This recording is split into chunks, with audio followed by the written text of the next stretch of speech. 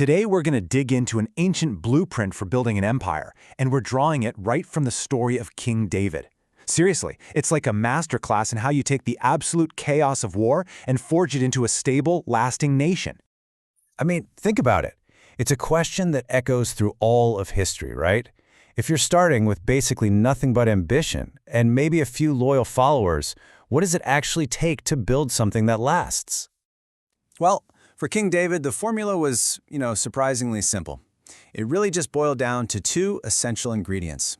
And here they are, iron and ink. You've got the raw, brutal military might to conquer your enemies, and then you have the sophisticated administration, the bureaucracy, to actually govern and record everything. These are the two pillars we're going to explore. So first up, the iron. You have to understand, David's kingdom was literally forged in the fire of battle. So we're going to start with this string of decisive military victories that really put him on the map. What's so interesting is that David's expansion wasn't just some random land grab. It was methodical. He started by taking on his immediate neighbors. First, he defeated the Philistines, who were these long-standing rivals. Then he moves on to the Moabites, who not only lost the fight, but were then forced to pay tribute. And this idea of tribute, it is absolutely crucial.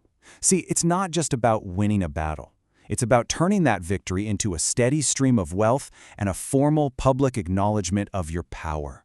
It's basically how you fund an empire. And the scale of these fights was just immense. When the Arameans of Damascus tried to step in and help another king, Hadadezer, David's forces struck down 22,000 of them. This wasn't a small skirmish. This was sending a message. And against Hadadezer himself, David's army captured 7,000 elite charioteers. Now, in ancient warfare, chariots were basically the equivalent of modern-day tanks.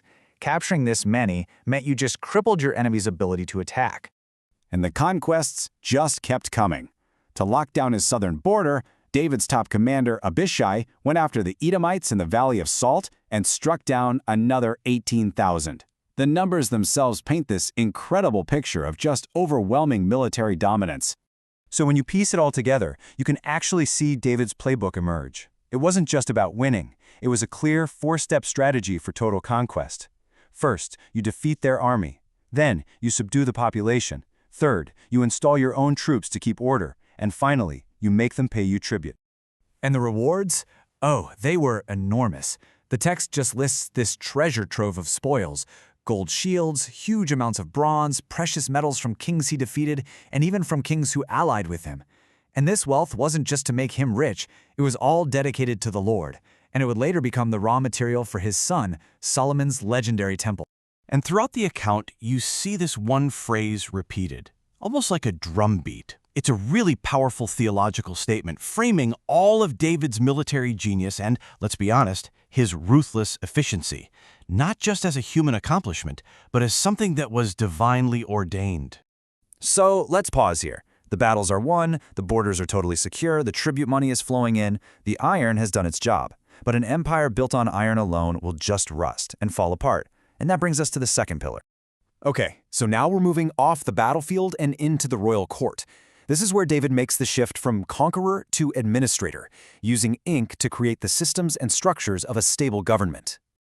This one line, this is the pivot. It marks that crucial turn from fighting external enemies to focusing on internal governance. David's attention now is on stability and justice for his own people. And here, we get a peek at the actual machinery of his government. It's like an ancient org chart, and the level of specialization is just remarkable. Of course, you have Joab, his trusted general, running the military. But look closer. You've got Jehoshaphat, the recorder. He's not just a scribe, he's the official historian, the guy who literally shapes the national story. Then there's Zadok and Ahimelech managing religious life, which was the core of their society. Shavshah, the secretary, handles all the state letters. He's the official voice of the kingdom. And Benaiah, he's in charge of the royal guard, an elite force loyal only to the king, kind of like an ancient secret service. This is not a one-man show. It's a sophisticated cabinet designed to run a complex, growing nation. And get this, family and state were totally intertwined.